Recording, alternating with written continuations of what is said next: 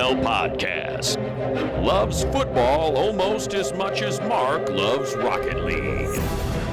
From the Chris Wessling podcast studio, it's Around the NFL. I'm Dan Hanzus. I got a room filled with some heroes here. Marc Sessler was into what? I don't.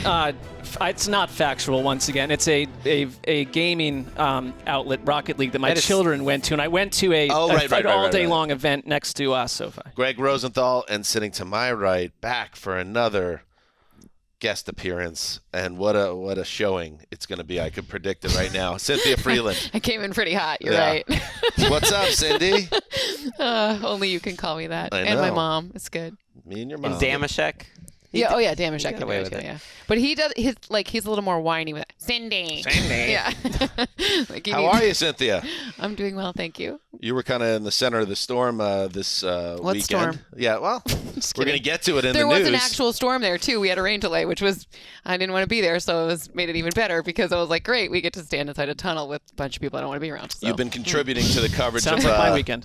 The Bills preseason. Yes. And the Bills were in the news this weekend for unfortunate reasons. We're going to get to some news. We also need to get to, and we do it every year in late August, we're going to go around the AFC in exactly 48 minutes. It's a very important show, Cynthia. So I know sometimes you come on and you do that whole routine. You're like, oh, you finally had me on. I'm never on the show. La, la, la. Not only are you back again, you're on one of the more important episodes of the season. Thank you. There's nothing else to say. Thank you. Yeah, an acceptance speech is what we were looking for. I'd like to thank my therapist for making me late today.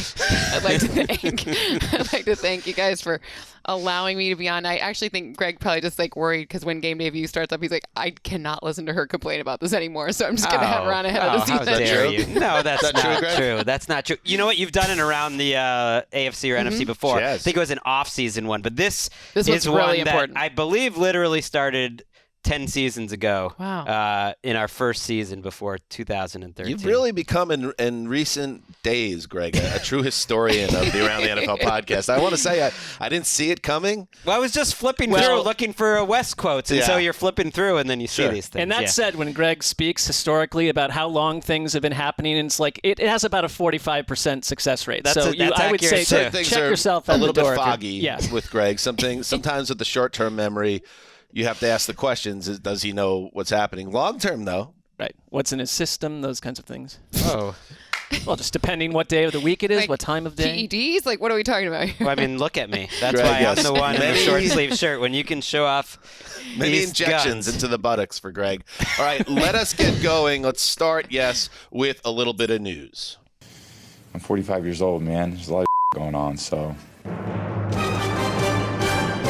Indeed, Mark, you were once 45 a few years back. What is it like once you get to that? I think it's an accurate assessment, and I'm now 3 years beyond 45, and it only increases. That was a strange press conference. We don't need to get too into it, but he was very reflective. He started talking about all the great players he's ever played with. And here you go again, Gregg. I know what you're trying to do. You're going to start bringing up, is he actually going to play this season? What's the real story? It just was weird. He just said how lucky he is, and he started going through, and very much like a guy who thinks this is the last time he's going to do all this again, but maybe he thought that last year too. I saw a person under deep stress, and I'm starting to wonder if he will play the entire season. I was going to say that right now. Are you just setting this up to do another Giselle impression? Is that what this is? No, but I actually think that I have hit pretty close to the mark. I hit pretty close to the mark. Well, one thing, when I was reading some Brady story recently, and I completely forgot because it was just the off season and things move on. He signed a $300 million contract to be a broadcaster. I'm sure that is something that's right there in the front of his mind as well when he thinks about what he wants to do. Do you think that he's going to give his producer a hard time when they ask him to put the microphone on the other side? Yes. I think he'll be a monster. I think so. I think he'll be a dragon. All right, let's get to the news. We'll start with some bad news here that Commanders running back Brian Robinson was shot multiple times in some type of robbery attempt. Good news here is that it was non-life-threatening, so the Commanders running back who is ticketed for a role in this offense now has to deal with recovery from an assault, a violent assault here, so a really tough way Tough news to wake up to this weekend. Cynthia Robinson shot in a robbery gone awry. I mean, what a horrible thing. It just in general, like, how does this even happen? I texted my friend Jennifer King, who's the running backs coach for the Commanders, to offer some help if she needed anything, if I could. She said she's still gathering information on what is even going on. It's awful. I mean, it's just awful. Like, in general, there's nothing here that's, I mean, it's all bad. So let's hope he's okay, and hope everyone around them is okay as well. The rap sheet did report that there is belief that he could play at some point this season. Ron Rivera said it publicly today. Yeah. But I mean, if you were to list the new players in the league that had made a big splash, he's right at the top of the list because he was going to take Antonio Gibson's starting job away, or at least a big chunk of it. All right, yes, best wishes to Brian Robinson, and get well soon. All right, let's move now to football matters on the field. Let's get into it. Gregg, a very special moment for you. I know Geno Smith means a great deal to you against all odds, and he has officially been named the Week 1 starter at quarterback for the Seattle Seahawks. Pete Carroll said he's earned it. Did he earn it, or did Drew Lock just stink so hard that there wasn't even really a debate to be had here? Whatever, it doesn't matter. Geno Smith is a starting quarterback in the NFL in 2022. And I will say this, as someone who's been through the wars with Geno, I remember draft day in 2013 when he came for day 2 with the sweater on and he almost didn't come back. He was so mad he wasn't a first-round pick, and he gets his jaw broken, and then he disappears and becomes an anonymous backup for a few years.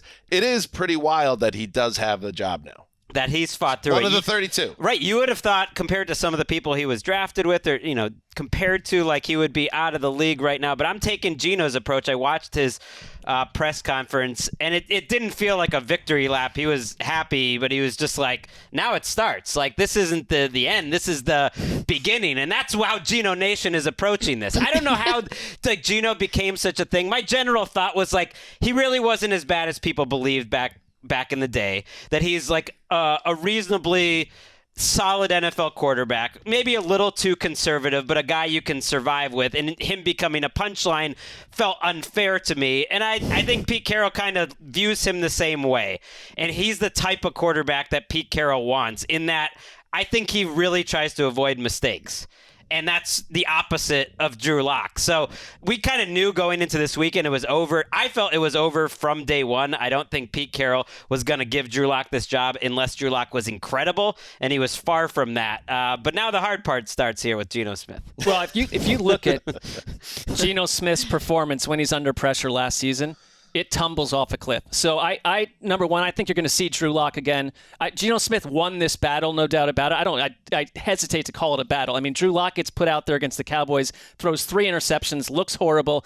I mean, essentially he got COVID the day when he was going to start, so that really ended it, even if he had a chance. You're right. But I mean, this was the worst. I get what the Seahawks are doing. It's about next year, all this stuff. But like, this was the worst quarterback plan in the entire league. So I don't know where a victory lap plays into it. I'm happy for you and your nation. I don't know how many people are in that nation either. That's me. It's Steven Ruiz from The Ringer. That's all I'm really aware of. Pete Carroll. Pete Carroll. Pete Carroll's Greg That's a pretty important one. Likes to act like he's post-bit. Like, I don't do bits. I'm just Gregg. I'm doing not my saying thing. it. Like, the Geno Smith thing is very much a bit. But it came from a real place. It's a successful bit. Because not only was it something that you've been like pounding the table about for a couple of years, now he's a starting quarterback. I think this is where the bit peaks for you, unfortunately. It was a bit, but it also came from a true place. He was on making the leap before it was ever a bit. Like, I think he can play quarterback in the NFL, and he looked. I think the guy you saw a year ago is who you'll see this season too. Wait, he made the leap? He was on the making the leap. He was a candidate list before Ike Impale, ended. And I didn't like the way the New York media and all that stuff, all the Jets fans, all that stuff. Oh, the Jets fans. Yeah. Yes. You were now too I see hard where on this is him. all coming from. You were too. I mean, put it this way: who took more grief, Geno Smith or Sam Darnold? Like, if we want to compare guys who were taken somewhat near the top of the draft, not that he was a top 5 pick. You're feeling that you need to insert Sam Darnold in every conversation whenever you're backed into a corner. Not this week. Poor kid. That's You heard true. him. He got really hurt. He's out. let's just move on. Yeah. We can do a whole podcast on Geno Smith, and we got stuff to talk about. Bad news, bad scene in Buffalo. Bills general manager announced Saturday that rookie punter Matt Araiza has been released 2 days after Araiza, along with 2 other individuals, were accused in a civil lawsuit of gang raping a minor during an off-campus party at San Diego State University last year. Here's a little bit of what Brendan Bean had to say to the media after this story blew up this weekend. Ultimately, we thought it was best for everybody, just for Matt to be able to. It's a very serious situation, Heather, and with the serious nature of allegations, and we just can't. We don't have the means to put all the facts together, and there's multiple versions of what happened, and you know, he's a football coach, I'm a GM. Like, we don't have access to everything, and so that's more important than playing football. And so we want Matt to focus on that. Cynthia, you have been boots on the ground with the Bills during preseason as part of their coverage team. What was the scene around the team this weekend? Confusion, pain. The star players, we were in Charlotte, so it was at the Panthers, and so the entire hotel that we were at was only people affiliated with the team. So people were really exceptionally kind to me. There weren't a ton of women that were also in the hotel with us, and the players, key players, Josh Allen, Deion Dawkins, Stephon Diggs, I can name Von Miller, all of these players came up and were like, I'm really sorry that you have to be around us for this. So the players who had the players had absolutely no idea, were really wonderful, and they're actually like a really nice team, a very good, they get along, they hang out with each other, they enjoy each other's company, and they were exceptionally gracious with me. The GM, I guess he's the EVP of, he's kind of like they don't have a team president because Kim Pagula is the team president. So the guy, Ron, who's pretty much their team president, and Sean, I was one of the only women there, and it could have been even weirder. And we had some talks. They listened to me. They took my, perspective. This stuff sort of broke while we were all in this like weird conference room setting where you do like pre-games before, they was like, hey, who's not going to play today? And they're like listing off, no one from the Bills were playing, right? So it was just and then all of a sudden the sick broke, and they listened to me. I voiced some very serious concerns about whether that person should appear on the field the next day, and I feel very lucky that they took into consideration the things that I said and heard me.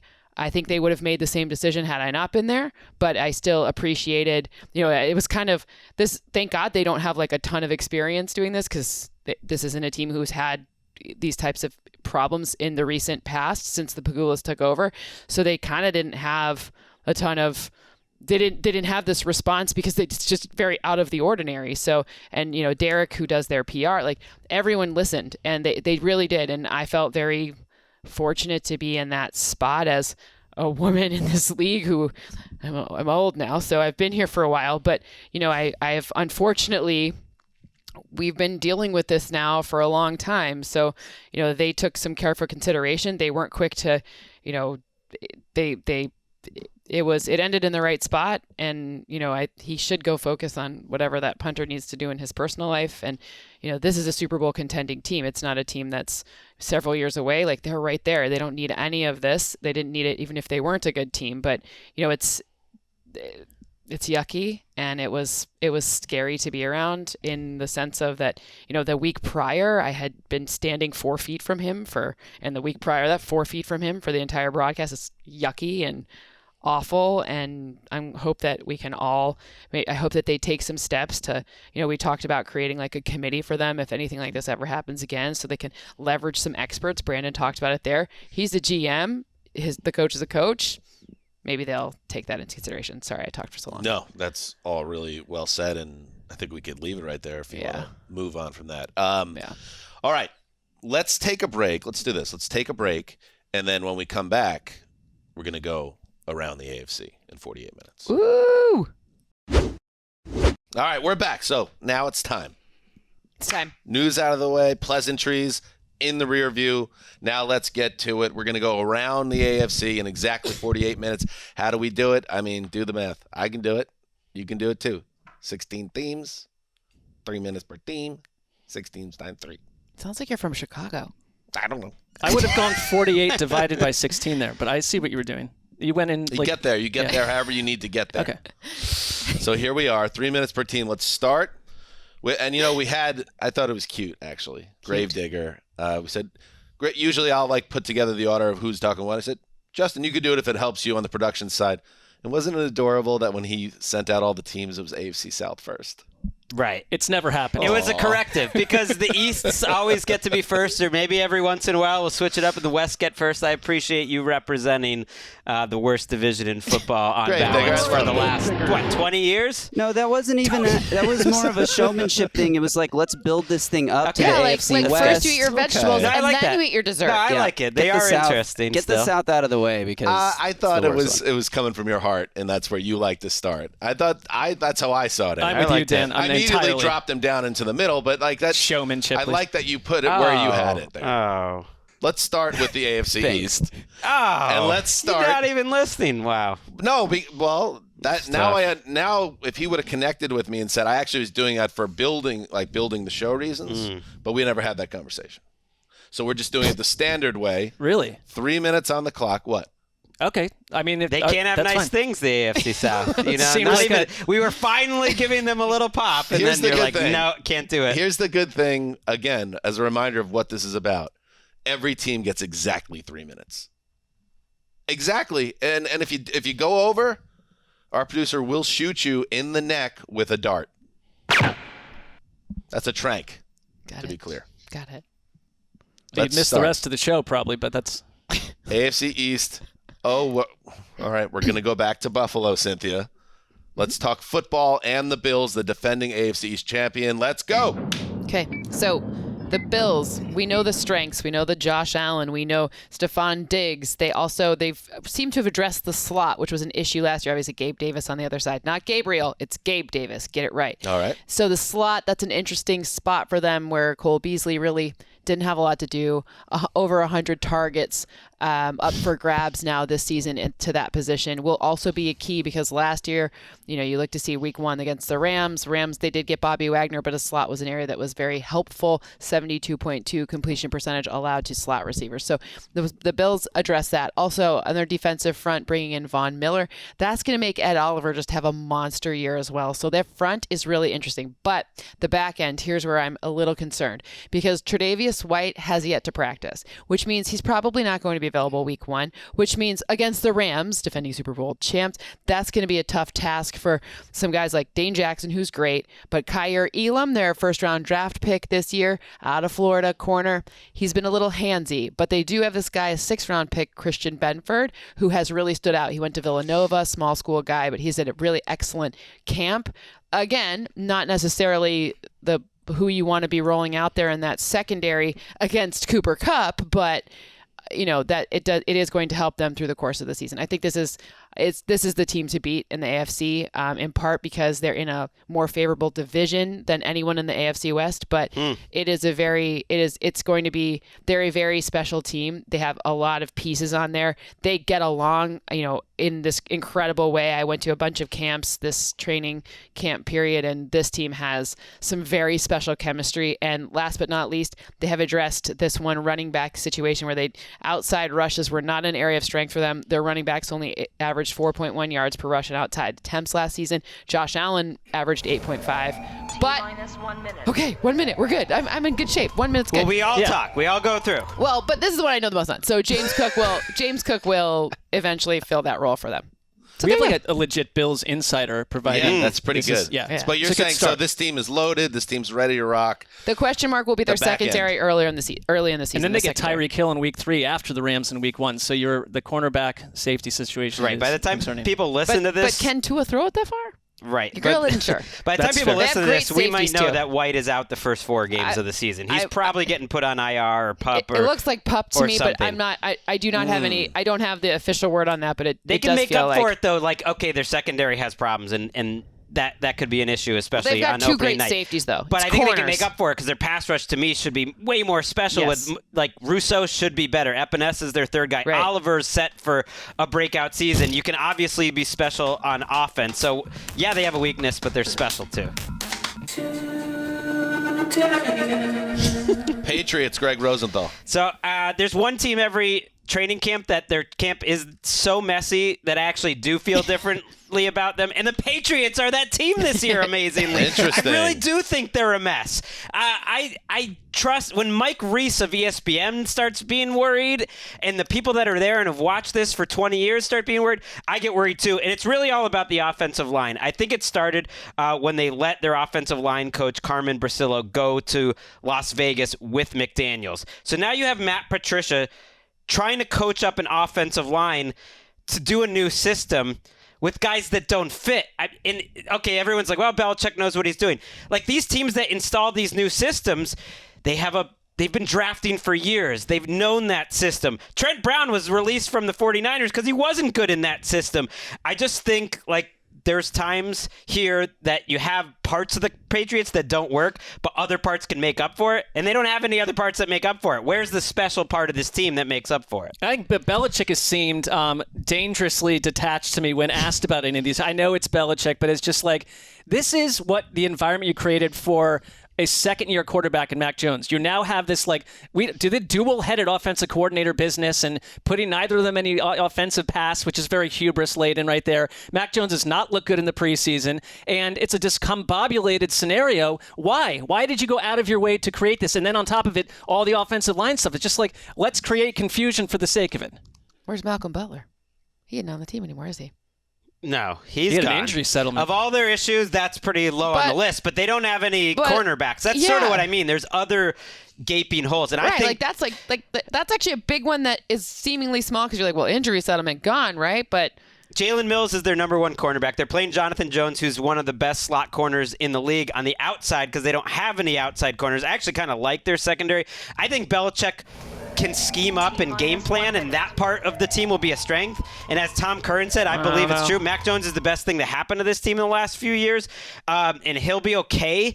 But there's not enough to make up for what I think the offensive line problems are going to be. I think defending the slot is more important than people think, and I think a good slot corner used to be this like pejorative thing you were saying. Oh, he's a slot corner, man. It used to be old. That's not true anymore. You need your guy to be able to go inside into the slot and take care of business there as well. So it scares me a bit with that one. It's good. It does feel like it's going to be a work in progress to start the season. And then they'll win 9 games, and you're like, what the heck? And that's like what I've been kind of pounding the table in response like this whole time, that it still is Belichick. And Mac Jones is very promising as a prospect, but have they put him in the best position in year 2 after a really great start to his career going to the playoffs? I think it's fair to argue they have not done a great job building around him right now. No, I really think it's the coaching staff and what's going on up front. Like, Isaiah Wynn might not be on this team. Like I said, Trent Brown doesn't really fit this scheme. Cole Strange is like, they're happy with him. The Miami Dolphins. Ooh, I thought he got in. No, he did not. I was watching the clock. He went about 5 seconds over. All right. Yeah, he had to take the dart. He had to take the trank. All right, Mark, the Miami Dolphins, who we've already gotten a shot from Cynthia about how far the quarterback can throw it. Talk to us. I actually want to talk about that because there was a very notable Tua-esque play against the Eagles in that preseason game where he did connect with Tyreek Hill on a 51-yard laser beam. I thought you look at it, though, 2 things happened. One, Tyreek Hill had to come back to the ball a little bit. So it's the classic, does Tua have the arm strength? But if you watch what happened on that play, there's something I think is a positive. Tyreek Hill has a defensive back about 2 yards upfield from him when Tua unleashed the ball. Tua threw it into double coverage, and Tyreek made a great catch, but Tua showed, I thought, confidence in Tyreek Hill's gifts, his speed, and so it makes me think it can work because there's something different going on for Tua this year than last year. They had the double offensive coordinator situation where the third guy, Charlie Fry, into his ear half of those games. Right. It was totally confusing. Too many cooks. Too many cooks. On top of it, he spent half the season hearing whispers about them chasing after Deshaun Watson in a totally messy scenario. So I think the environment with Mike McDaniel, who is Tom Brady on a yacht. Tom Brady on a yacht. You've got Sean Payton in the atmosphere. So, I mean, it's just very messy. I just like the environment better for Tua. And if you look at what he did over the preseason, he had a very solid preseason. I think he fits in this offense. And I've classically just been like, they're going to replace him. And I've been thinking, even a month ago, we're saying, well, he is a hot candidate to have Teddy Bridgewater take over in week 3 or 4. Are we, like, as Americans, a little too low on Tua, or is he just what he is? Because I think he looks better in this summer than he has before. It's a good question. It's one of the biggest questions, I think, in the AFC as we enter the season. Like, who is Tua? He has a great team around. Mac Jones is getting banged a little bit by his infrastructure. Not Tua. So if he could shut out outside noise, and there's plenty around that organization, that's a good sign for his long-term ability. But then he has to be able to play. Can he make this offense move? Can he stay healthy? These are all fair questions. I'm dubious because I sometimes with all the talk through summer, and then you get into like, oh, he looked good in this preseason game. It's like, all right, but now I want to see him actually do it when it counts. We'll see what happens. What time do we need to know about Jimmy Garoppolo? Like tomorrow at 4? Something like that? Like Tuesday at 4? Tuesday. They say they would keep him. I don't believe it.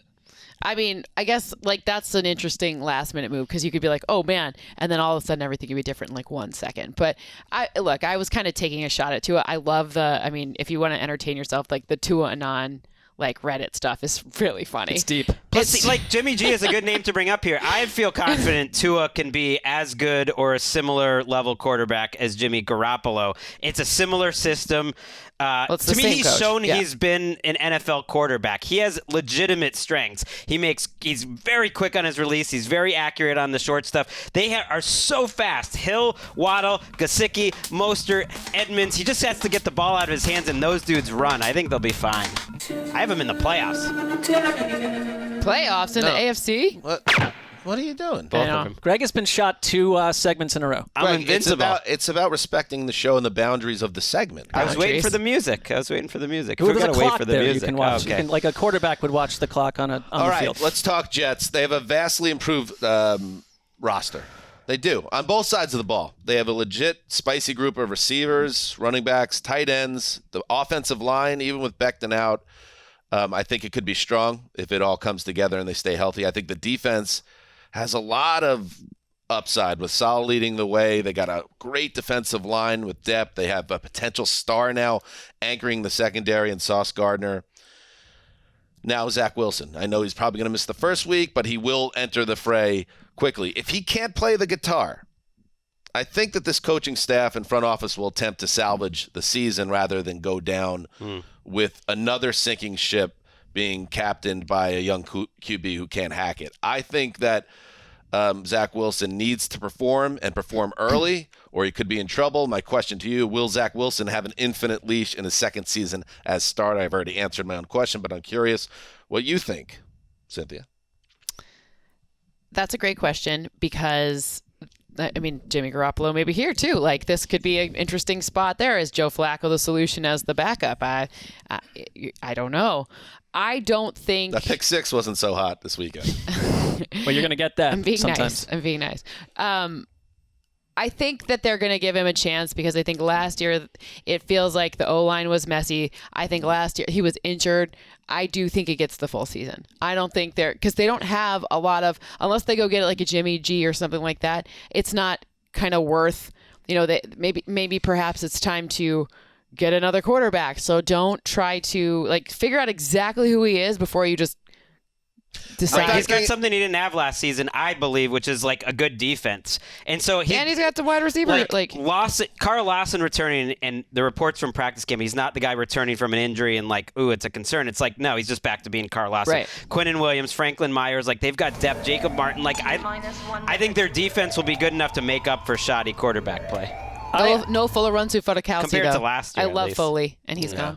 This is premature, but I'm at the point where, you get these quarterbacks, they come in and they never miss a game for 7 years. Zach Wilson has had durability issues all over the place, and it's not so much are they going to stick with him, but can he stay on the field? Mm-hmm. True. Because I think his confidence was affected by that injury last year, too, to some degree. And he was in a messy situation, obviously. I think if you're the Jets, though, because if you're Robert Saleh, I would hope that there is absolutely no question that you're not going to get no matter how bad the season goes, you need a third year with him. Like he has changed the Jets in a lot of good ways. And you got if the defense shows up. If they have the 29th ranked defense again, that's fair. But that's a disaster if they have the 29th ranked defense. Like you just need a full evaluation of Zach Wilson every snap you can possibly get, because then next offseason you can go. They could have gone and gotten Russell Wilson. They can do something like that again down the road if they want to make a big move. Zach Wilson should not get a third year if he's a mess. I get that vibe as well. Let's move on to the AFC North. Mark, the Cincinnati Bengals. All right. I really can, and I'm just was thinking about this. I cannot think of a Super Bowl team that has been more kind of casually glossed over than the Bengals. I guess it's Cincinnati versus like a team from the East or West Coast and all that business. And it's the nature of how they got there. It was a magic carpet ride that I think we caught us all by storm to some degree. And, but I look at their team and I think they're legit and could be better. Their offense was hammering teams from midseason on last year. I think La'el Collins is a bit of a wild card. We need to see how that works out for them. We know Joe Burrow is Joe Burrow, but I think it's their defense that raises the floor of what's going to happen to them. Like Trey Hendrickson was one of the best free agent signings a year ago. They were talking about when they were scrimmaging the Rams this past week. They got off to a slow start, their defense. But then Hendrickson was dominating Joe Noteboom, who I realize is not, Joe Thomas. I get that. But Chidobe Uweze, like he was dominating as a corner and shutting down Cooper Kupp. And Jesse Bates is back. I think it's this defense that helped them beat the Titans, helped them stay in games last year in the playoffs. And I don't see that being a flash in the pan scenario in Cincinnati. I think they can still win the division and win more games than they did a year ago. Can I offer a counter? I think that's what we're doing here. Some people don't give them the respect that you think they deserve, is that in some ways, I think when you watch that postseason run, which is a lot of fun, obviously, and for us personally had significance because of Wes, that was charmed. And that was a 10-win team that rolled through an AFC postseason. It's almost like for me personally, especially with the Ravens back and improved, and the Steelers I think could be better this year, and even the Browns, of course, now with the quarterback coming back later, I think it's going to be tough for them because I don't think they're absolutely loaded like a powerhouse. They were like ahead of the schedule. To your point, I think their defense on paper played their best at the end and looks better. Looks like a good defense. They were kind of a mediocre defense.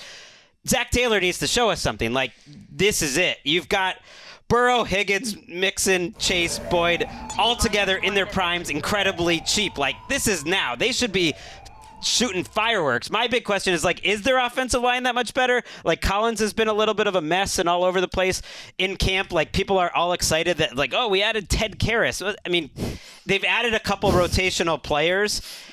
Their second-round pick from a year ago is bench, Jackson Carman. Like, they're starting a late-round rookie. Their offensive line is often about coaching, and Zach Taylor's kind of shown they haven't coached very well. So I'm not convinced that they're a decent offensive line. They still might be among the league's worst. Which other team in the division has a better roster?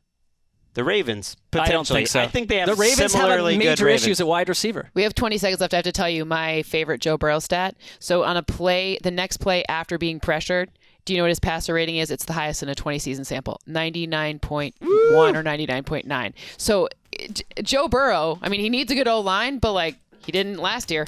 Check it out. He's that dude. Nailed it, by the way, right on the triple zeros. The Cleveland Browns. Greg. Are the Browns talented? Like, I guess that would just be my general question. Like, if you've been banging this drum. I don't know who their right tackle is. Jack Conklin's coming off a serious injury. He hasn't, done much and might not be a factor. They're on their third center essentially. Their quarterback wide receiver combination, which I would say is the most valuable positions in the sport now, is your passing game. I would rank in the bottom 3 in the NFL. It's like if they had a quality quarterback, I think this team would potentially underachieve. And now I look at them, in this division as, potentially one of the worst teams in the AFC. Am I overreacting? No. I don't think so, because I think also Jedrick Wills is up and down at left tackle. The center thing is a major mess. So what you pointed to with the Browns, defensive tackle, like they're among the league's worst in defensive tackle. Like that's a lot of different spots there. Like if you had good quarterback play, you looked at them a year ago as having the best offensive line in football, arguably, and you have Nick Chubb, you have Kareem Hunt, and you can dominate the way the Browns would want to dominate in late season games. Now you're asking Jacoby Brissett, who is nothing more than a patch and a backup, you're going to need to go win 7 games or so to even be a factor when Deshaun Watson returns, which, by the way, the energy around that is the darkest in all of pro sports. So I don't like the journey for the Cleveland Browns at all right now. Yuck. I like Myles Garrett. I think that he was up there when I was looking to see like who might be potential sack leaders this year, but then it doesn't project for the Browns to be in enough passing situations for him to be the sack leader. So that's an interesting point, meaning they're probably not going to be facing people trying to win in games. They're not going to be playing with the lead in late in games. Sitting on the run. They have some real strengths. I can almost hear Browns fans pointing out. Like they do. They have real strengths, but not their wide receivers, not their defensive tackles. I like their corners a lot. There's good their things. Secondary, their pass, their edge rushers. Yeah. They've proven they can coach up offensive line and running game, and so maybe they should get the benefit of the doubt there. Like they can do things. I really like Nick Chubb. He's really special. Like completely overlooked and underrated, I think. Totally. They have a good offensive mind running the show. They have a 1-2 punch at running back that's as good as anybody in the league. And Clowney's an all-world. Not Clowney, excuse me. Myles Garrett is an all-world playmaker. I don't think you have to squint that hard to see the Browns hanging around in the North. They can hang around, but I would say I don't know if any team in the AFC has done a better job drafting cornerbacks. I just think there's this feeling that it's 2 years ago and they're not that team. That's a point well taken. I'm just saying I think they can hang around 500. And as much as we don't want to talk about it, if Deshaun Watson's ready to roll when he enters the picture, but I even think so, who's he throwing player. the ball to? Like I love Amari Cooper, but what about the rest of them? Like it's not deep there. Watch that preseason game. Woof. Get that woof in, dog. They're counting on David Bell, basically, to... Right. I got to call timeout. I said woof and there's a dog. I got to call timeout here. It was me. Fine. I'm using the first timeout. We only have 3. You ran into Baker Mayfield, the former Browns quarterback, recently, and I was hoping you could share an exchange that you had. It was on the field after the game against the Bills, this preseason game 3, and I walked up to him like, I'm so excited to see you. Like, go, I was like, kick some butt. I didn't say that word, but kick some butt, kid. Yeah. No, like, go kick some butt, especially week 1. I cannot wait. And he uses some expletives, and I was like, I just hope you're he's like, I'm going to bleep them up. Ooh, that's being the Cleveland Browns, the week 1 opponent of the week 1 Carolina Panthers. Depending on who's listening to this, and it's not 4 people, that could be a headline across the nation tomorrow, because he's not said that publicly the same way. I'm going to them up. Is that what his quote was? Was that what the quote was? I don't say curse words on air. I don't want to get But was that the quote? Yes. You can confirm it. No, yes. I mean, I don't like the... I'm not a swearer. Don't... Q. Listen, you can confess your sins at church after the show. I'd like to point out I haven't actually signed my new contract. I haven't signed my new contract yet, so can we not say curse words for Cynthia? Thank you.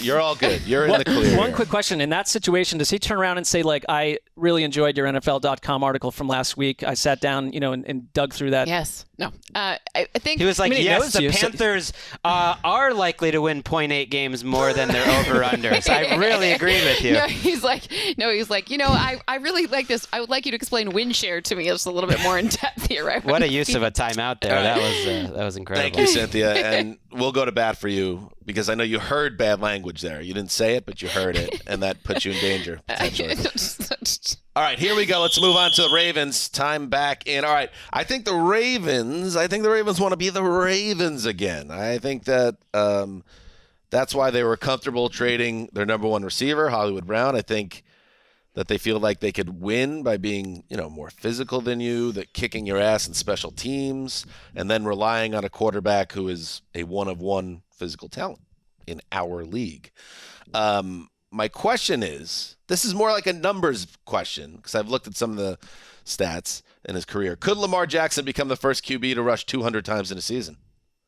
Ooh. Is this team going to be a running absolute behemoth and they're going to try to Cap get some of that energy from that 2019 season when he won MVP? I'm going to say no, just because I don't think he's going to run more than he did in the past. Now, is he going to get back to that similar level? He never really stopped. He was at 175. Right. And I don't think they're going to shy away from it. I don't think they're going to lean in even more. He averaged 11.7, see how decimals, carries per game that decimal. MVP season. So and he played 15 games. It actually takes him right to 200. Is that the game plan? Now, they have a lot of running backs.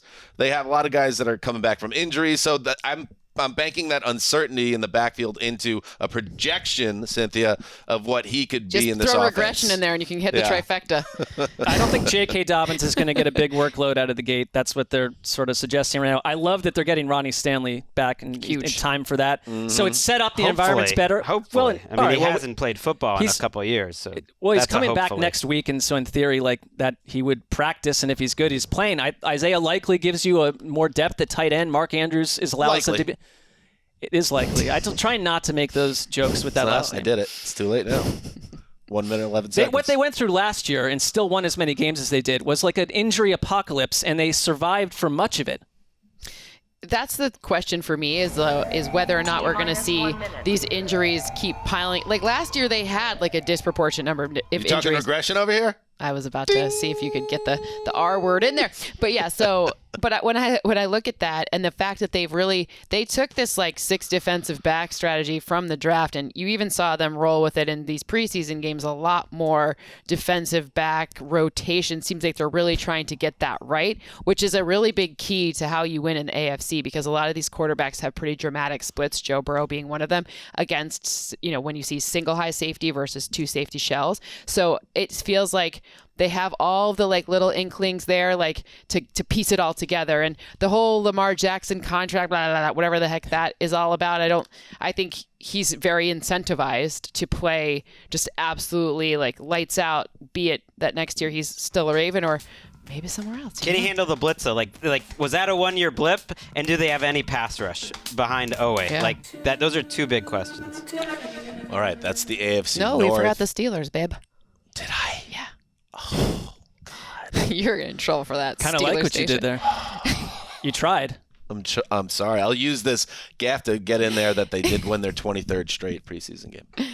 The Ravens. The Ravens did, yeah. All right, how about the Steelers, Cynthia? Okay. Obviously, the question mark is who's the quarterback? Who's QB1? Are we going to see Mitch Trubisky? Or, now you're seeing the debate. Kenny Pickett has played well enough to start this thing, but I don't think he'll do it. I think it'll be Mitch Trubisky. That's all you hear on repeat, right? But I think... that exact flow and cadence and voice, yes. Yes, because a lot of small women are Holly Hobby on the Steelers. While on their fainting couches. Polly Pocket, yes. Well, yeah. Oh, goodness. What are we going to do? The defense is nasty on this team. Mike Tomlin doesn't lose seasons. I'm curious to see how the quarterback situation goes, because with just a little bit more space, a guy like Najee Harris will even have a more explosive second season. Obviously, we saw preseason game 1, this giant touchdown. Oh my goodness, the wide receivers, blah, blah, blah. But I actually think that Najee Harris is primed to have like a very, very monstrous. In fact, he's like my number 2 running back if you're in a PPR fantasy league. That's how big of a season, if we want to put it in some context, that timely context. So I think that's interesting. And, I think that TJ Watt doesn't lead the in sacks this season because I think it's someone else. I think it's a guy in the AFC or the NFC West, but because there's so many pieces along that front that could also get pressure. So it's not a knock on TJ Watt. It's just they're really good all the way across that defensive front. So I don't know. I think the Steelers are going to be one of those sneaky teams that, just where they were last year, like right on knocking on that door. And depending on what happens with the West, that could be they could, because the West could beat each other up, right, and have bad records because the AFC West is so good. The Steelers are as close to a playoff team from one that doesn't have a quarterback as I've maybe ever seen. Tomlin loves this. I think Tomlin loves this. Yep. The line seems like a huge problem. Like it might be worse than a season ago based on practice. It's one of the worst O-lines. Because if you take that out, I'm with you. Really like their defense. Love Tomlin. Think that could be a top 5 or 6 defense. And then skill position players 1 through 5. If you count the 3 receivers, Pat Freiermuth and Najee Harris, that is close to the Bengals to me as one of the 5 best young groups in the league. I look at their schedule, and I think it's bad for Mitch Trubisky, who's been pretty good this preseason behind that offensive line, which has been a disaster. But it is a rough out of the gate. And so it's almost like I always like to look, where are you going to slot in Kenny Pickett at some point if he's going to start? It's outside of like the Jets in week 4, it's kind of a weird situation for a young first-year quarterback, but he has looked undeniable. Like if you are Trubisky, you're going to be hearing it from Steelers fans 8 minutes into week 1, or week 2 when they have their home debut, if you aren't pristine, and he won't be. Well, they're nice Midwest people in Pittsburgh. I think they'll be kind until it gets untenable, and I think it's a matter of how much rope. Since when are they nice or in the Midwest? I don't know. Pittsburgh's in the Midwest. No, it's not. I mean, this is sort of more of a West argument from the past. Is Cleveland part of the Midwest? Yes. How many miles away is Cleveland from Pittsburgh? Buffalo's more west. You can make an argument Midwest. for it being it's not the East Coast. No, we're in this. Well, Wes said like Nashville was in the Midwest, which I've never agreed with. I've just never agreed with. But he was he was so sure of it. I'll take the tranks, but like I wonder how much rope Mitch gets. Have some respect. We don't. Where is Pittsburgh then? It's not the East Coast? No, I don't know. It's in the Rust Belt. The Northeast. The Rust Belt. Northeast. Yeah. But it's not. It's the Northeast or the Rust Belt. It's definitely not. I'm Michigan, so I feel like that's Midwest. You have a voice. You have a seat at the table. Mom, cottage, pop. Let's take a break, and then we will move to Gravedigger's beloved AFC South. All right, we're back. AFC South. AFC South. Nashville, not part of the Midwest. No, it's the South. But the Titans are part of the AFC South. Cynthia, get us going. Okay. Derrick Henry, big positive. Coming back. Let's just start with the positives. Big positive. Derrick Henry will be back, presumably healthy from all signs that we've seen. Okay, great. I don't know what's going on with their line. 2 starters from that O-line are now Bills, and that's interesting, right? So you're Roger Saffold and Weston Berry are both up in Buffalo. Big losses. Treylon Burks, drafted. No A.J. Brown. Difficult. It's going to be a difficult... Big shoes? Yeah, huge shoes to fill. Then you flip it to the other side of the ball. Confusion is the word that I get coming out of this team. I'm not sure what I'm going to look at. They're lucky that they're in the AFC South because there's some teams there that are very achievable wins. I think that this is the Colts to lose this season in terms of winning the division. But I also think, the Titans are going to have to surprise me. I'm just very confused at the strategy because it doesn't seem to be like you need to have like a really, really strong defense if you're going to make your running back do all that work, right? Or you're going to rely on a lot of pieces that are confusing. And this isn't like anti-Ryan Tannehill sentiment, but play action pass is where he has been dominant. And yeah, you've got Derrick Henry, so that might work, but you need someone to pass to. And I don't know if Burks has, in college, he didn't run the entire route tree, so perhaps that will happen. But it's full speed, full route tree with those types of expectations, like that's not easy. So I'm confused. It does feel like could the bubble burst? Because like what they've been, I've found them to be one of the more interesting teams to watch in the league. But if you took A.J. Brown off that roster the last couple of seasons, what would they have accomplished? I think it would have been dangerously less. And they didn't replace him with anything that's proven right now. They deserve some benefit of the doubt that just like they do. I like the Titans. They figure out a way. I think their defense will kind of go as their young corners go. I love Kevin Byard though. I'll give him. Right. I think they're really well coached. They have an all-pro. They have a great safety tandem, and then they have these 4 cornerbacks who they've drafted in the first 2 or 3 rounds who are gonna really matter. Christian Fulton, who was good last year. Elijah Molden, who's looks like he'll probably be pretty good in the slot. McCreary's a rookie, probably going to start over Caleb Farley, who's coming off an injury. Like, if they work, it is confusing. But that's what I'm saying. That's kind of a boomer bust group. Look, safeties in the AFC, 2 safety sets, that is it. That is a formula. That's great. But you have to also remember that you need a good front for that. And they do mix up the front and get those types of pressures. Very Vrabel-like thing to do. Patriots-like thing to do. But I think it's a confusing team. It doesn't seem to match the strategy. I'll just say this about Derrick Henry. I hope he has a great bounce-back season. But they gave him 397 touches. You know what? We've been saying that, though, since he came out of Alabama. And then he broke down last year. Did they cook the golden goose over that couple-year stretch? What is that like song at the end? What is she saying, or he, or whatever that ethereal being? What is it? Does anyone know? Nobody knows. Smooth. Sounds like smooth something. It's good that our producer's shaking his head and doesn't know also what it is. Let's move on. Hope it's not something bad. To the Colts. Colts. Gregg. My focus here is on their defense. They lost Eberflus. You bring in Gus Bradley. Stephon Gilmore is one of those guys where I'm buying the preseason hype that he's shutting down everyone and everything in camp. I think if he can be an all-pro type of player again, and I'm not ruling that out, he was pretty effective with Carolina, I think things fall into place. They have a great slot receiver in Kenny Moore. I like what they're doing up front with Kwity Paye, and you have Buckner, and you have Ngakoue. It's a pretty fun group. I think their defense is going to be the best defense in that division, and I think they just need to be better than they've been, and then the offense will take a little time to get going, and I think they'll be fine. 9-8. 9-8. Yep. Same thing as this is what the Colts to me are. The Colts. It's just like I mentioned in our one headline but they thing. weren't that mediocre team last year. They were like weird. They were a weird 9-8 where they looked like one of the best teams in the NFL for stretches and a disaster for others. The middle of their schedule, they were 9-3. Right. It was just the beginning and the ending that they butchered. I think they're well coached. Do you think they win the division, though? No, I think that Mike Vrabel is one of the most underrated coaches in the entire league, and I do think the Titans will. He's never been under 500 either. Only winning records for Mikey. I didn't say he was going to. I said they were going to be second. I think there's an assumption that Matt Ryan's going to be brilliant, and I don't entirely trust that concept either. They need that Michael Pittman. We talked about it in the fantasy extravaganza. I think Matt Harmon was very high on Pittman becoming a guy that's in the superstar club conversation. Kind of need that to happen. You need Jonathan Taylor, obviously, to stay healthy. I think Matt Ryan, MVP, is probably not coming back, that guy, but he certainly can be an upgrade on Wentz.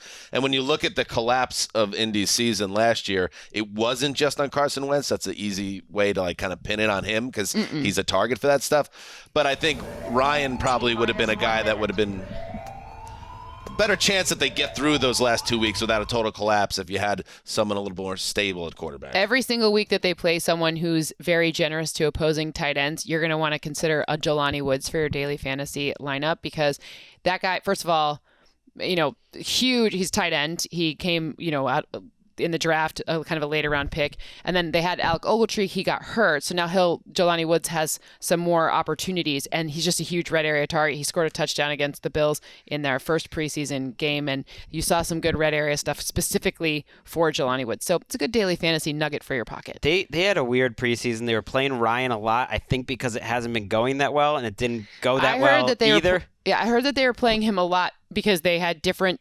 communication stuff with their O-line that they were working on. Yeah, their O-line they just speak a different language. Shaq Leonard might not play for a long time. Julian Blackmon was a Defensive Rookie of the Year candidate, now coming off of a huge injury. A lot of questions.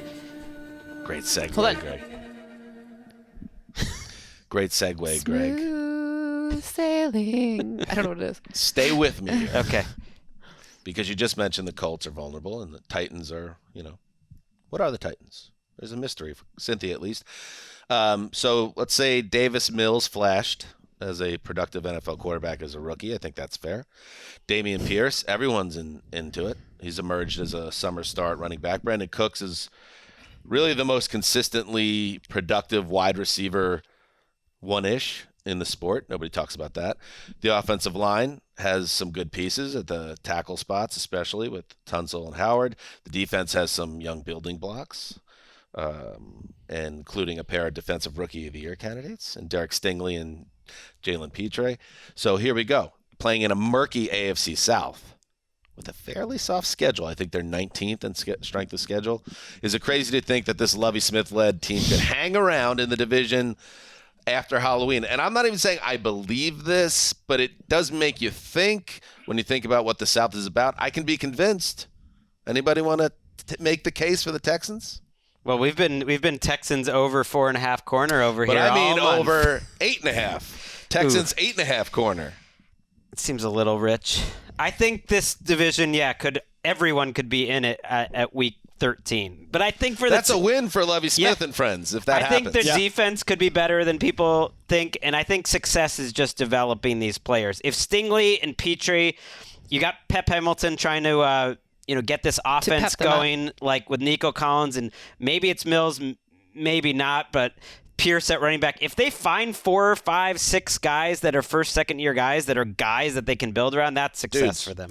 It depends what Davis Mills is, but I saw a lot from Davis Mills a season ago. And you mentioned Nico Collins. Like I know Dan's tired of hearing that name too, but like he has been getting great reports all camp long. So I think they're spicy, and I think they're a year ago they were a hot mess, obviously, but they're more well built than people realize. I thought this was a landing spot for Jimmy G, but I don't now. I just think it's too late in the game for that. They love Mills. Right, well, they love him, and that's like, why not, if you're the Texans, find out what he is? It's the same thing for me with Zach Wilson, because you might have a quarterback there. You have to let him play the whole season. Just need a pass rush. I mean, and also... But even they have guys there, like Greenard was good there. Jerry Hughes looked, I know it was the preseason, but I was like, damn, Jerry Hughes is still good. Maybe. But there's a lot of maybes there. Don't curse in front of Cynthia. Because, not bring until out I the sign my fainting couch deal. again. Right. Gotta sign my deal, then we'll all be swearing. We'll have a whole swearing party. I just, when you look at how to generate a pass rush and how to stop a passing attack, like Derek Stingley, he was a high draft pick, and he's got like this profile because remember he was hurt and then he didn't come back and look like the same kid in college.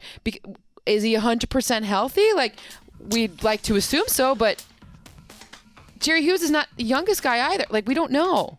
It's a little asterisk-y. The Jacksonville Jaguars. It's a little similar to me with the Texans because of this division that they're in. And I look at them and, the Athletics, this is sort of a Cynthia-esque thing. The Athletics' Austin Mock ran a regular season simulation of the AFC South 100,000 times. Austin Mock. This is not, this is a little... Weird that you even brought him up. He's competition. I thought you might be, could know be who he is. friends or a colleague. I don't even know who he is. Pull that. Gonna find out together. Quote and I don't know who that man is, but Mark with the, to bring another let's just bring in Warren system, Sharp and bring it all together. Pretty big party foul. Yeah. Just gonna say. Well, I thought it's like industry talk. Mark chose violence. I don't believe I did. But anyways, he ran this AFC South mock 100,000 times, and they have the 100. Come on. All right, well, he should at least run it like a we're million. learning a lot Come here. on. But they have an 8.3 chance to make the playoffs, which is one of the lowest in the league, obviously, and that feels right to me. But I don't know why this can't be one of the better stories in the AFC in general, because Urban Meyer's exodus is the biggest addition by subtraction in the NFL. I think Doug Peterson is a little underrated for what he can do with an offense like this kind of a team. And I think Trevor Lawrence and Travis Etienne are like two of the biggest second-year leap candidates out there. Trayvon Walker looks like he's for real. I don't really see a number one wide receiver on this roster, but would it be crazy, not unlike the Texans, let's say they flipped existences with your Texans, Dan, and went 9-8. I don't think that's so insane. In this division, it's not that crazy. I still think they're similar to the Texans, where just like if the Young Bucks, come up, then it's a successful season. Right. You mentioned a few of them. Andre Sisco's another one I would throw out there. Devin Lloyd, their rookie running back. Linebacker Tyson Campbell, their cornerback, who they're really high on. They have a rookie starting center. If out of this big group of players, they're not all going to hit, but they find 5 or 6, and that Lawrence is the dude, then it's a very successful season. I think so. I think they are well set up to there. I mean, listen, where's the bar? 3-14 last year, back-to-back number one overall picks. If I'm telling you that I at least think that the Texans are a team that could win some close games and all of a sudden be hanging around, I think the Jaguars could too. They have more talent you can be excited about long-term than the Texans. They have more talent than the Falcons. They have more talent than the Giants. They have more talent than a lot. I could name 6 or 7 teams, and you couldn't do that the last few years. Like they shouldn't be a 3-win team anymore. It's like a spicy Coach of the Year scenario if Doug Peterson ever did that. Now they People could also would love to give it to Doug. People they love could Doug. also go because they'd be giving it to the last guy Right. while giving it to Doug, which is nice. They could also go 4-13. So it's like there's that reality exists as well. Not again. They shouldn't be allowed to have the first pick 3 years in a row. We should make a new NFL rule. In fact, you should lose your first round pick if you get the first round pick a third year in a row. No tank jobs, which they're not doing. All right, let's move to the AFC West. Dan will start with the Chiefs. That's me. Much of this year's camp it's changing very subtly. I feel like the Chiefs are quietly rebooting the machine, and Tyreek Hill leaving was a big part of that.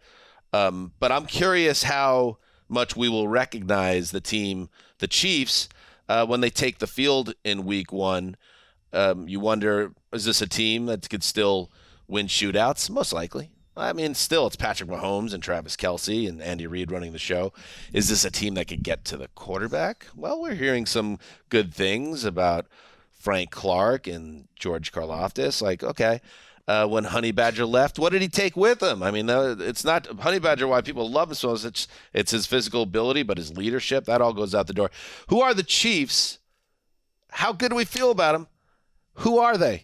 Cynthia, who are the Chiefs this year? Are they the same as the Chiefs that we've come to know, or is this going to feel like a different team now?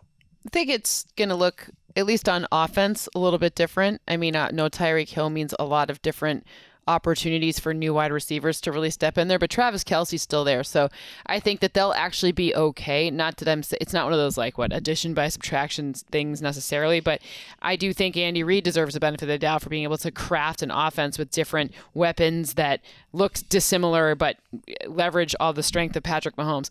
The secondary will be interesting. There were some surprise pieces on that. You know, I'm excited to see what McDuffie brings to the corner position, because he might be starting 2 rookies week 1 with exactly. That's Josh Williams. Could be an issue. That could be, as AFC West, I think stopping a pass is going to be, it's the most key of any division.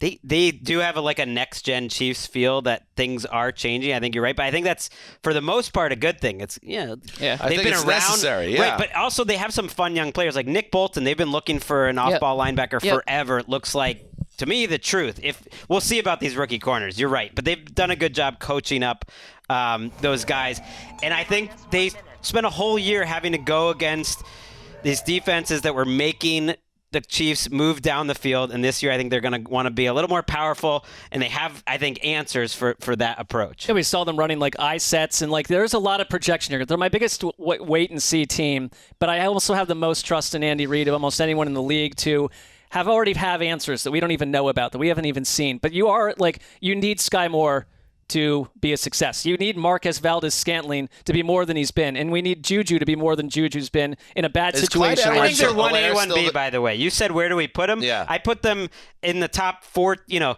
1B with the Bills in the AFC, and the top 3 or 4 teams in the NFL still. And their backfield, what do you think about their backfield? I'm a little surprised that it seems like Clyde Edwards-Helaire now is the guy again. I don't think there's one the guy. I think there's one. Or having a big role in this offense. Their O-line is going to be much like another year playing together. It's a big deal. On paper, it looks great. How about the Raiders, Cynthia? Okay, look, Raiders have really improved their team. Obviously, Devontae Adams is a huge addition. Obviously, their defensive front, Chandler Jones, will be very helpful. They already brought the most pressure, according to Next Gen Stats, as a team last season, with Max Crosby being the number 1 guy in terms of generating his own pressure. So that's great. The question marks on this team, interior offensive line. What is going on there? I do not even understand how... Or in right tackle, maybe, too. It's basically everything but left tackle. Right. That's a big problem. And, yes, it is. You release a running back when Kenyon Drake, that didn't seem to be, it was a surprise release at least to most of us. Their secondary is confusing as well. It does seem like they're doing the thing that coaches should do and new GMs should do, which is, it doesn't matter if you're a high draft pick, we're going to get rid of you if you're not performing. And Cleveland Ferrell, up front, he also could not, who knows what's going on with that. So it does feel like they're doing the kind of necessary trimming and getting rid of the things that didn't work from the previous regime. I don't think that nets them in wins this season, because let's be honest, their schedule is a nightmare in the middle of their season. They've got a month where they have only 1 home game, and it's just a nightmare. And they're already in the most difficult division. So while they're much improved, I still think that there's a decent way for them to go. And I think that it will be a really interesting test week 1 here at SoFi against the Chargers to see how those pieces compared to what the Chargers offseason moves looks when everyone's healthy, because we know like the Chargers' problem is that they just can't stay healthy. So week 1, when everyone's healthy, you're going to see the difference. I think we'll see those differences being pretty pronounced. I love that Dave Ziegler went out and got Davante Adams. They made that happen. He's added talent, but it's one of the more striking examples of a coach and GM looking at the roster they inherited and what Mike Mayock did previously and saying, we utterly reject most of this. Like Alex Leatherwood is the subject of trade talks right now. I mean, their offensive line is a big issue. Partner for him? No. Or just, I mean, I'm not saying conditional you're seventh or something. But I think they just want him off the roster. They just want some of these guys off the roster. And so it's a year where, like, will it be as good of a story as last year? I think I see a decline in wins on some level because of the division they're into. Crap division. Am I overreacting to the Raiders like handing the Patriots their lunch and joint practices in preseason? Possibly, but I do think I think McDaniels long term, but even this year too. Like, he has more of the staff that I think Belichick would want. Like Mick Lombardi as his offensive coordinator. The offensive line coach who was the handpicked successor to Scarnecchia. Patrick Graham, who comes from his tree, and I think is a really good defensive coordinator. Patrick Graham. I think they'll be okay. I like their staff. But what's okay, though? What's okay? I mean, 10 wins. 10 wins. I don't like people saying they're not a good team. They're a good team, but like 10 wins is a lot. I think they weren't a good team. Well, we've all been... I'm calling timeout. I'm going to use our second timeout. Yeah. You talked about last week, Greg. We got into it about what is a top all-time bust in the draft, and the Leatherwood situation is not applicable, I think, because everyone was kind of like, huh, when it happened, and it spoke to some of the ills of the Gruden Mayock regime, you could say. Did you guys happen to hear? And this isn't piling on Alex Leatherwood, but he is a public player, and he's a first-round pick. This was Matt Millen, who's on the telecast for the Raiders. Oh, like he should know. Reacting. Like he's allowed to say anything to anyone. That's a Lions fan, Cynthia Frelund, speaking on the former Lions GM after a particularly gnarly pancake where Leatherwood ended up on his back. Trying at the right side there. See, Leatherwood's not good. So Millen, talent evaluator as a GM maybe, but this guy is also one of the great players of his era, and it's just crazy to me. Would it be insane if Alex Leatherwood doesn't make this team? Was he a 2021 first round pick? Yeah, that doesn't happen too often. Is he out of the league? Like, is he play again? Because he's had such a bad summer that you wonder if he doesn't make the cut or he gets He'll be on someone's traded. Practice squad, right. But you're right. It's some team will think they can fix him, and I think first-round pedigree gets you a lot of rope in the NFL for a second chance. First of all, I mean, did anyone else see that guy as a first-rounder last April? No, but we're talking about Greg saying like a seventh-round conditional. That's maybe worth it to someone. When a right tackle or left tackle goes down and somewhere on some other team. You have something to say, Cynthia. I just think Matt Millen, like, come on, like, know thyself. He's a good broadcaster. He's a great broadcaster, but maybe he could just be like, that's a pick I would have made. Like, come on. You have some feelings you want him to have a little. Yes. Yeah. Just own it. Own it. Then if you're a really great broadcaster, that's what he would have said. He would have been like, listen, guys, I was a terrible talent evaluator, and that's who I would have picked. Well, that requires a sense of humor about yourself that not all football guys have. But let's move on. Time back in. Chargers, Mark. We just talked about the Raiders. They were in their first year, but like the Chargers were in year 2 of building the roster, and I don't know if many teams had a bigger offseason in terms of getting closer to what Brandon Staley wants, because you got Khalil Mack, you got J.C. Jackson, Sebastian Joseph Day, Austin Johnson, Troy Reeder. You re-signed Mike Williams. I'm looking at this. Rashawn Slater was an absolute hit last year. They keep hitting on draft picks. Corey Linsley's better at center. The line was an issue for the end of the Phillip Rivers time in year 1 of Justin Herbert. Zion Johnson has had a great camp. Like, I look at this, it's a 2-part question. Is this the best roster in the AFC West? And do you trust, and this is probably more for Dan than anyone else, Brandon Staley to stir this soup into a playoff brew? I don't know. I feel like, first of all, they also have Michael Jordan on their roster. You have to make sure I love Justin Herbert. I think he's going to be one of the best ever. For some reason, your take on the Colts, or you just go 9-8. Like, that's kind of how I feel about the Chargers until they prove otherwise, because everything you're saying makes sense. Like, the roster's loaded. The quarterback is all pro. He could be an MVP at any time now. He's that good. Both sides of the balls. Stars everywhere. Is Staley a difference maker? I don't know if he doesn't get in the way, they should win 10 or 11 games or even 12. But until I see it, I just assume whether it's going to be injuries or blowing a couple games that you should win to go full Chargers, to charger it up. I need to see those demons exercised.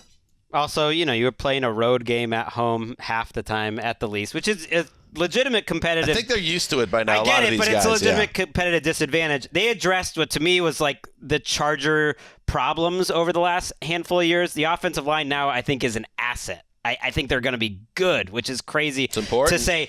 And they've always missed that second pass rusher with Bosa. The reports on Mac right now, and he hasn't been himself really the last couple of years, are great. He's healthy.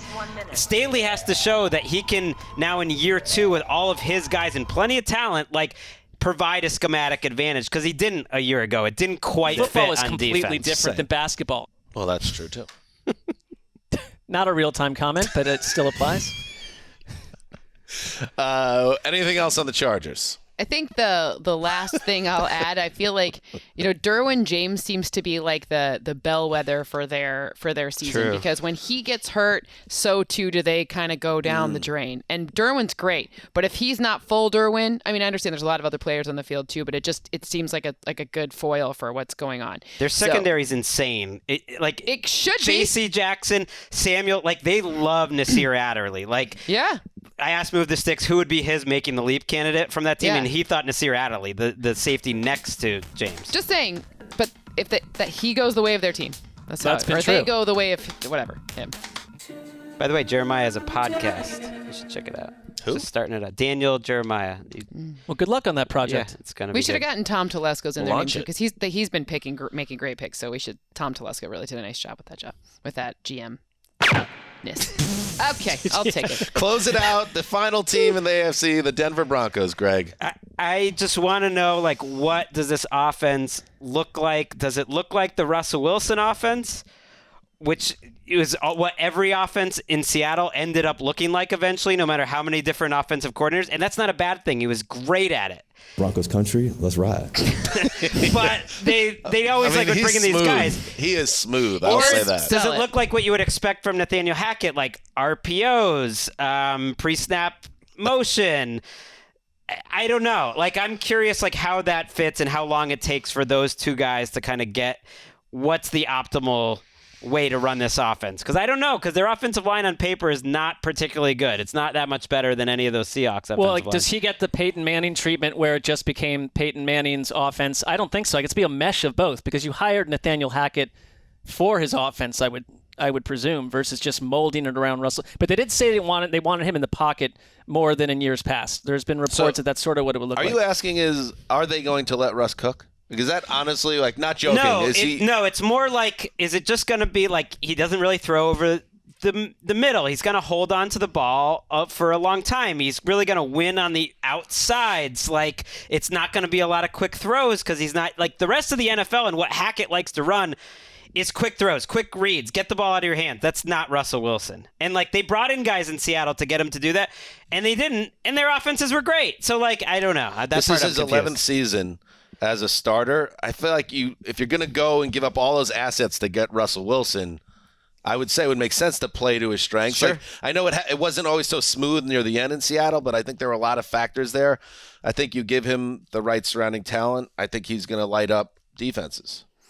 I think so. I saw them too. They were our second game, the Broncos, with the Bills, and I say "were" because it was fun to be able to say "we" for once. Yep. But you could say "we" for us too. It was nice to be part of a team for a minute, and then whatever. But I think that we didn't. Their defense is really good. Their defense is underrated. Their secondary specifically. I mean, they've got players on that secondary, and that's important. I mean, Justin Simmons is safety, obviously. You got Pat Surtain there in his second season. Their whole defensive backroom is really, really good. Pass rush is extremely deep. I love their pass rush. Exactly. So when you look at the strength of this defense, I just perhaps Russ will be able to be in those favorable situations for him where he can pass it long, because they won't. be expecting a deep pass and, all of the, so I just think that it is actually a pretty complementary team. They're going to be able to run the ball pretty well because everyone's going to be like, oh God, is it Russ that's going to run the ball or is it someone else or whatever? So I think it'll end up working together well. Bradley Chubb, be that dude. Big key to their season. All right, there you go. We did it. We just went around the AFC. Mm-hmm. You should have renamed the pod for the day. Exactly 48 minutes. Now, like any overmatched head coach, we left a timeout in our pocket. We went into the tunnel, and I put that on the three of you. I used 2 when we needed to. There was a moment in this show where someone should have used that timeout. I didn't actually know there were 3. I don't think I've ever historically used the timeout. That was a creation. And usually, like you had, sometimes I wonder, I got to ask ahead of time. Like if there's any planned ones or anything. I feel like you have like pre-planned skits and I just bits look for at the you, timeout. You're the head coach. That was all very organic. There was another time that I called a timeout and it agitated you because I think that you did have something planned. Today? No, in the deep past where I was like, I don't need to do that again. I'm not the head coach. I'll just be the assistant coach. That was we needed that timeout today, and I didn't get it. Well, let me ask you a question then, because as you sensed that none of us were going to pull the trigger, why did you not call a third? Just trying to be a good teammate. But you're now like lambasting us. So what's the teammate part in there? I mean, if you're winning, like if you're up 23-3 going with a couple minutes left in the first half, or even at the end of the game, and that's how I view our performance today. You don't need to use that timeout. Right. It's just mean. It's just mean. All right. It was okay. I see that side of it. Yes, Justin. I think Dan has called every single timeout in the history of this segment with timeouts. So. Right, and I guess I'm just looking for a little help. You want us to use I need a time management guy. You could spin it want us to all day long. That's good to know. That's fine.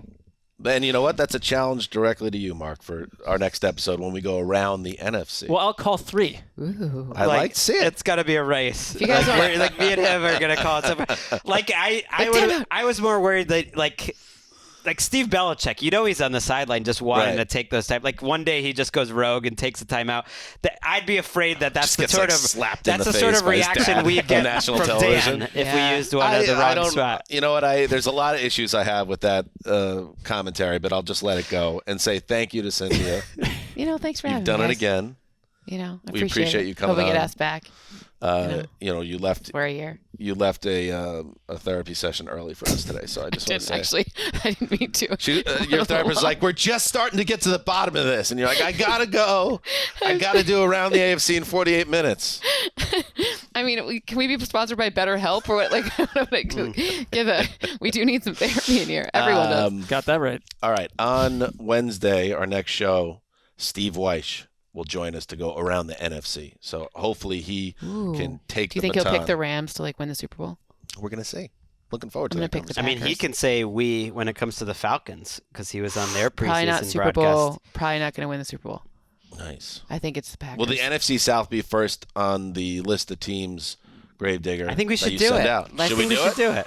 Sure. All right, let's lead with the NFC South on Wednesday. We'll see if that happens. We'll try when the show starts. Send the list, and then we'll talk about it. It's total chaos for you, Gravedigger. All right, that's it. And by the way, as a reminder, NFL Fantasy is back, guys. Did you know that? I mean, it makes sense. I do. We've got a draft on NFL Fantasy on the app, NFL.com, with children involved. Mackie Wesseling, Chris's nephew, is in the league. My kids are in the league. Well, I like it. Coming up Wednesday. Wouldn't it be bigger news if fantasy wasn't coming back? I think that would be like a raging headline. I think we might lead the show with that. So, do it. Do the fantasy. It's free. It's easy to play. Download the NFL Fantasy app today or sign up at fantasy.nfl.com. That was all just off the top of my head. I knew that. The web address. Yeah. Oh, well done. All right, let's go. Till Wednesday. It's not that hard. Yeah, I mean, it's just something that's right there at the top of my brain. You go to NFL.com and then click on the fantasy link, too. That's how I do it. There's different methods, but they all point to the same. Okay. Make a bookmark. Heed the call.